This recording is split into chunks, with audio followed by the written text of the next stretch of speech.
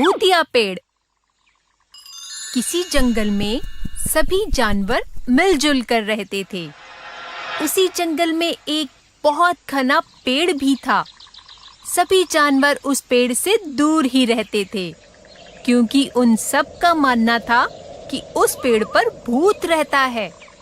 एक दिन जंगल में भालू आया और वह रहने के लिए जगह ढूंढने लगा। मैं इस जंगल में तो आ गया, मगर अपनी गुफा कहाँ बनाऊं? तभी भालू को वो भूतिया पेड़ दिखता है। यह जगह थोड़ी डरावनी लगती है, पर यहाँ शांति बहुत है। मुझे अपनी गुफा यही बनानी चाहिए। भालू उस पेड़ के नीचे पहुँचता ही है कि तभी वहाँ बंदर और हाथी आ जाते हैं, और भालू को वहाँ अकेला देखकर बंदर बोलता है, अरे भालू भाई, तुम यहाँ अकेले क्या कर रहे हो? मैं यहाँ रहने के लिए गुफा बना रहा हूँ। भालू भाई, तुम यहाँ अपनी गुफा नहीं बना सकते। यह जगह सुरक्षित नहीं है। सुरक्षित नहीं है? तुम कहना क्या चाहते हो? हाथी भाई ठीक बोल रहे हैं। इस पेड़ पर तो भूत रहता है। तुम मेरे घर के नीचे अपनी गुफा बना लो, वहाँ तुम्हें कोई परेशानी नहीं होगी। अगर यह सच है तो मैं अपनी गुफा बंदर भाई के घर के नीचे ही बनाऊंगा। तीनों वहाँ से चले जाते हैं। भालू अपनी गुफा ठीक उसी पेड़ के नीचे बनाता है जिस पेड़ पर बंदर रहता था। भालू निश्चिंत होकर वहाँ रहने लगता है। एक दिन भालू जंगल में घूमने के लिए निकलता है। घूमते घूमते वो उसी पेड़ के नीचे जा पहुँचता है। अगर इस पेड़ पर भूत रहता है तो वह मुझे इतने दिन से दिखाई क्यों नहीं दिया? मुझे लगता है यहाँ जरूर कुछ गड़बड़ है। भालू के ऐसा कहते ही पेड़ के ऊपर से आवाज आती है, तुम यहाँ आ तो गए हो, लेकिन जा नहीं पाओगे। मैं तुम्हें खा जाऊंगा। कौन है यहाँ? मैं इस पेड़ पर रहने वाला भूत हूँ।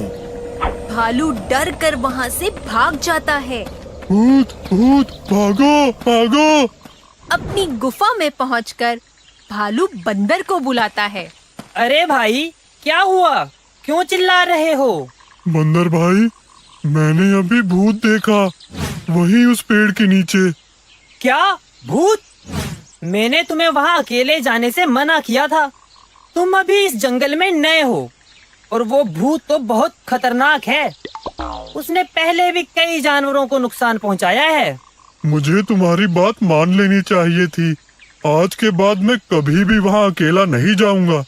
भालू अब उस पेड़ के पास कभी अकेला नहीं जाता था।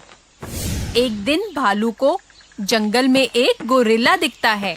लगता है ये गोरिल्ला जंगल में नया आया है, वरना आज से पहले तो मैंने इसे कभी नहीं देखा। भालू उसके पीछे चल पड़ता है। कुछ दूर जाने के बाद भालू देखता है कि गोरिल्ला उसी पेड़ पर चढ़ जाता है जिस पेड़ पर भूत रहता है। यह देखकर भालू बंदर के पास जाता है। बंदर भाई, मैंने अभी अभी ये गोरिल्ले को भूत वाले पेड़ पर चढ़ते हुए देखा। शायद वह इस जंगल में नया है। पर गोरिल्ला को तो उसकी दुष्टता के कारण काफी समय पहले इस जंगल से निकाल दिया गया था। तो फिर वो जंगल में क्या कर रहा है और उस भूत वाले पेड़ पर क्यों चढ़ गया? क्या वो नहीं जानता कि उस पेड़ पर भूत रहता है? बंदर सोच में पड़ जाता है। वह समझ जाता है कि पेड़ के भूत के पीछे कोई गहरा राज छुपा है। बंदर रात को भूतिया पेड़ के पास ही एक पेड़ पर चढ़कर छुपकर चिल्लाता है, अरे वाह, बहुत दिनों के बाद किसी गोरीले की खुशबू आ रही है। आज तो पेट भर कर खाऊंगा, और यह गोरिल्ला तो मुझे देख भी नहीं सकता, क्योंकि मैं तो भूत हूँ। गोरिल्ला ये सब सुनकर डर जाता है।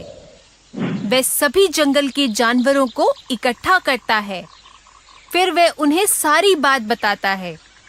बंदर अभी भी उसी तरह से चिल्ला रहा होता है, आज तो मैं गोरिल्ले का मांस खाकर ही पेट भरूंगा।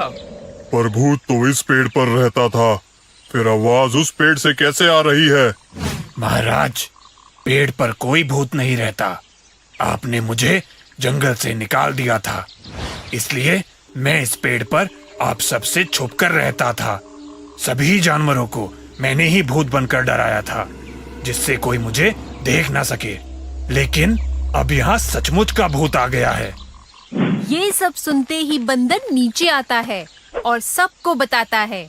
यहाँ कोई भूत वूत नहीं रहता। पेड़ पर रहने वाले भूत का सच सामने लाने के लिए ही मैं भूत बनकर इसे डरा रहा था, ठीक वैसे ही जैसे इसने हम सबको डराया था। गोरिल्ले का झूठ पकड़ा जाता है और उसे जंगल से बाहर निकाल दिया जाता है।